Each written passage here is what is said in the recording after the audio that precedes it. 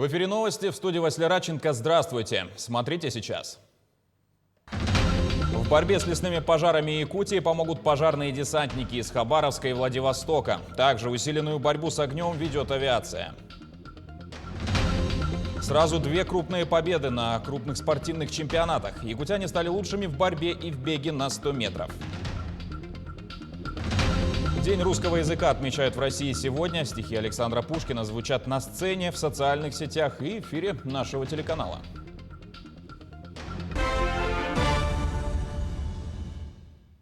Аэромобильную группу усилят в Вилюйской группе районов для тушения лесных пожаров. Сегодня в формате видеоконференц-связи первый зампред правительства Якутии Дмитрий Садовников провел совещание оперативного штаба.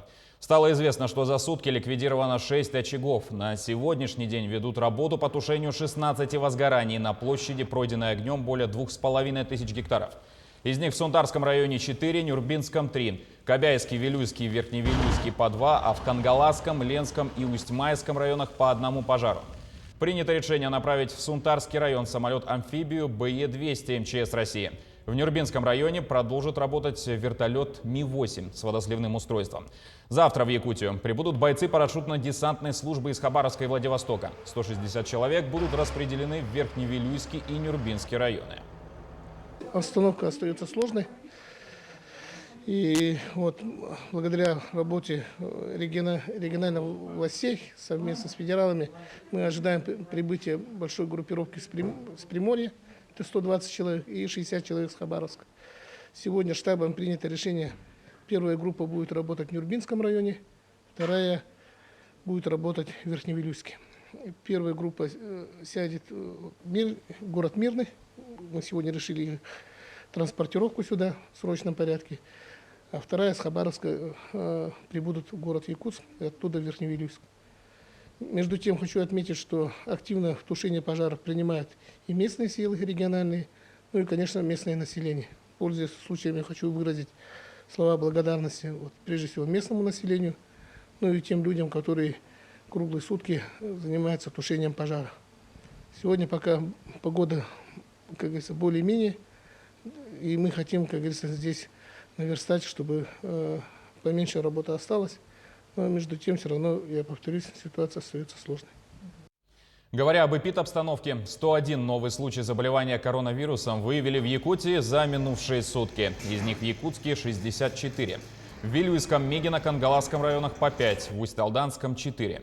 Еще в 10 районах Якутии выявили от 1 до 3 случаев заболевания COVID-19. Другим новостям. В Якутии появится масштабный современный лесоперерабатывающий комплекс. Соответствующее соглашение было подписано в рамках Петербургского экономического форума между правительством Якутии, Республиканской инвестиционной компанией и группой компаний «Старвей». Сотрудничество предполагает строительство в Ленском районе, в поселке Витим, лесопильного завода. Ввести его в эксплуатацию планируется уже в 2023 году. Этот инвестиционный проект позволит повысить качество выпускаемой продукции, создаст дополнительные рабочие места, а также поспособствует развитию собственной лесозаготовки. Это и производство древесины, которое в республике будет обеспечивать наполнение нашего рынка для строительства индивидуального жилья. Это и производство различных видов пиломатериалов для нужд республики. Ну и, конечно, это, что очень важно, это экспорт. Это экспорт этих материалов за пределы нашей республики, что, конечно, очень важно для нашего такого экономического баланса, ну и выполнения ряда направлений, в том числе национальных проектов экспорт. Мы оцениваем вложения только на первом этапе не меньше 3 миллиардов рублей. Это строительство лесопромышленного комплекса по лесопилке в Витиме и вложение в лесозаготовку. И это только на первом этапе. При этом еще будет развиваться и лесопильный участок, который уже сейчас есть в Якутске. И планируем и развитие производства элементов деревянного домостроения, что актуально для республики. Тем временем предприниматели Ленского района начали весенние полевые работы. В этом году 46 организованных хозяйств высадят сельскохозяйственные культуры на площади более 1000 гектаров. Это картофель, овощи и кормовые культуры. Как идет работа и подготовка, знает Светлана Болеева. В Ленском районе полным ходом идет посевная кампания. Сейчас мы находимся в селе Мурья у предпринимателя Аладдинова. Уже в марте месяце здесь были высажены овощи. Это помидоры и огурцы. Ранняя капуста тоже уже высажена на полях. Картошка, кукуруза. А на данный момент идет высадка капусты уже зимних сортов. Буквально через неделю все эти работы будут закончены. Температура 12 градусов. Это самое оптимальное для сельскохозяйственных культур. Правильное время у вас выбрано для посадки. Зиадуа Мусаханов один из первых начал высадку овощных культур. Сегодня поля практически посажены. Малая их часть остается необработанной, но предприниматель планирует до конца посевной все успеть. Основное у нас картошку и капусту. Ранняя капуста у нас называется пандион, а вот средний есть чамп, а позднее есть ринда. А еще позднее зимние, которые хранение есть, это этот коля называется. По словам предпринимателя, уже через 2 недели можно будет собирать урожай ранней капусты. Прекрасно растет в суровых якутских условиях у Зиадулы кукуруза. Много лет он ее успешно выращивает. Мы ее закроем, как бы под дугу, пеленкой закроем, а вот тогда успеет. И когда она будет у вас кукуруза? Где-то начало сентября начинаем кукурузу продавать. То есть она как бы вырастает в наших все равно условиях? Да, растает. Вы уже не первый год этим занимаетесь? Уже 3-й год кукурузу продаем. У молодого человека 16 гектар земли. Трудится здесь 10 человек. Вся высадка осуществляется вручную. Ежегодно предприятие собирает хороший урожай, реализует его по налаженным каналам. Ленский, Мирный отправляем, и этот удачным Айхал отправляем. То есть уже, в принципе, поставки налажены? Да. Большинство крестьянских хозяйств и предпринимателей уже высадили овощные культуры. Но есть и те, кто этого сделать еще не успел. Причиной тому влажные земли. Затянувшейся весной и низким температурным режимом высохнуть успели поля не у всех крестьянских хозяйств. У нас посевная кампания идет очень дружно и слаженно. На той неделе мы съездили в Нюю. Там кто-то еще пахал, кто-то уже садил картошку. Сейчас думаю, что к этим выходным мы 90% отсадимся. Потому что время и погода установилась. На развитие сельского хозяйства, как и многим предпринимателям, Зиадуле Мусаханову оказывается финансовая поддержка как от района, так и от республики. В этом году предприниматель получил субсидию на приобретение семенного картофеля и минеральных удобрений. В планах у молодого человека приобрести технику, чтобы упростить процесс посадки овощей. Зиадула надеется, что и ее получится приобрести с финансовой поддержкой районной администрации. Светлана Балеева, Виталий Андреев, Ленск. Теперь к событиям в спорте. Якутская легкоатлетка стала чемпионкой России в беге на 100 километров. Изабелла Борисова выиграла чемпионат России с результатом 7 часов 32 минуты. Таким образом, якутянка выполнила норматив мастера спорта международного класса. Личным тренером спортсменки выступает заслуженный мастер спорта, 3-кратная чемпионка мира в беге на 100 километров Татьяна Жиркова. Сама спортсменка поделилась впечатлениями о гонке. В какой момент ты поняла, что ты догонишь? Последние 5 километров уже все, это мое. Ты прям там Уже все, как бы, шанс уже появился на последние 5 километров. Что тебе говорила твой тренер? А в конце уже все поработай, как последние 5 километров. И вот работали уже много, 5 километров 5 раз бегали. И 3 раза бегал. И поэтому так вспоминал, что я поработаю и сделаю 5 километров уже последние. И вот так и бегал. А борец из Якутии Станислав Свинобоев победил в международном турнире в Румынии. В составе юниорской сборной нашей страны он выступал в весовой категории до 70 килограммов. В ходе турнира якутянин выиграл досрочно представителей Финляндии, Украины и Румынии, а в финале со счетом 12-10 победил призера первенства Европы 2018 Станислава Новака из Молдовы.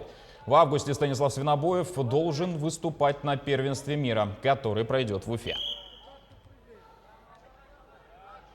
А сегодня на стадионе Туймада в столице проходит 2-й день регионального чемпионата по якутским прыжкам. Ловкостью меряются мужчины, женщины и мужчины-ветераны. Это почти 50 лучших спортсменов из 13 районов региона. Сейчас с нами на прямой связи корреспондент Алексей Лукьяненко. Алексей, расскажи о ходе чемпионата и есть ли уже промежуточные результаты? Здравствуй, Василий. Мы сейчас находимся на стадионе. Как вы можете видеть, чемпионат продолжается полным ходом. Сегодня я напомню, что второй день чемпионата. Вчера у нас прошли такие прыжки, как Кылы и Истанга. Сегодня у нас прыжки Кобах. Вот вчера, значит, по итогам вчерашнего дня у нас уже определены лидеры. Это среди женщин у нас Валерия Олесова из Хангаласского района.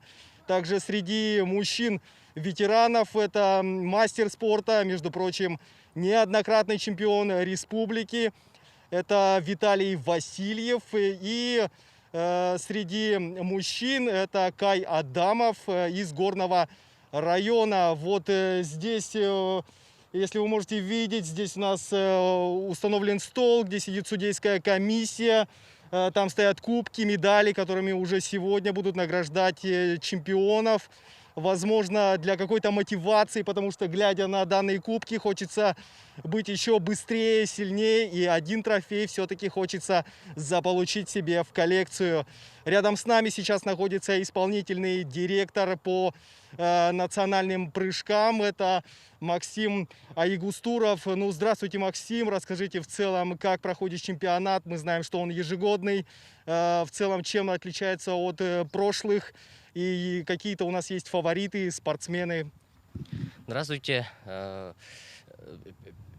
5-6 июня у нас проходит чемпионат республики по якутским национальным прыжкам памяти Василия Николаева. Эти соревнования уже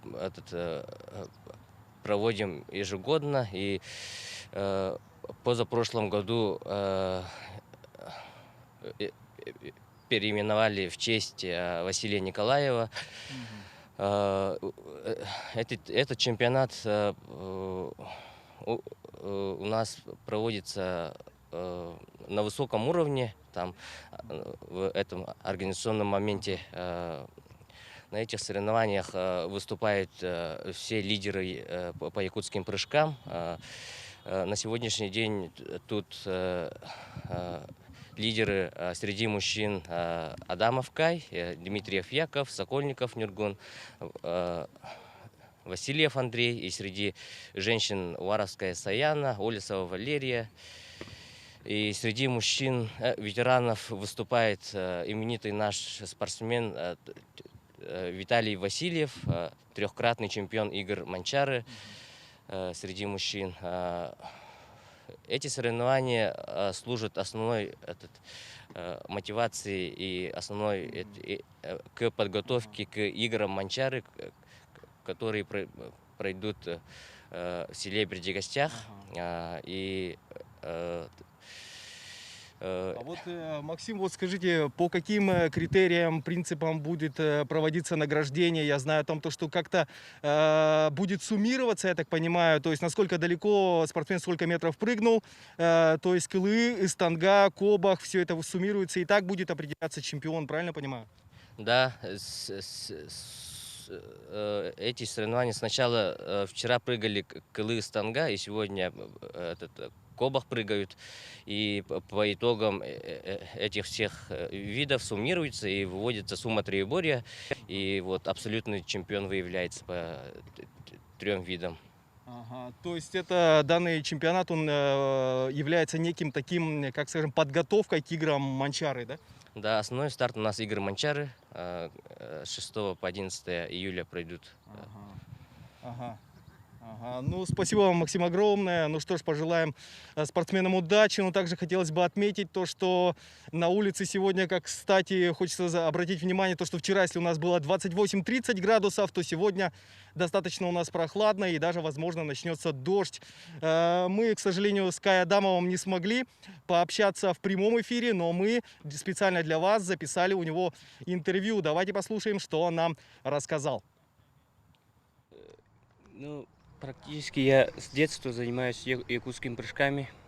И как перед игрой год, как целеустремленно тренируюсь. И вчера прыжкам Кылы стал лидером и по прыжкам Истанга. Но также хотелось бы пожелать, конечно же, всем спортсменам удачи. Большинство из этих спортсменов, отличных ребят, они попадут на игры Манчары.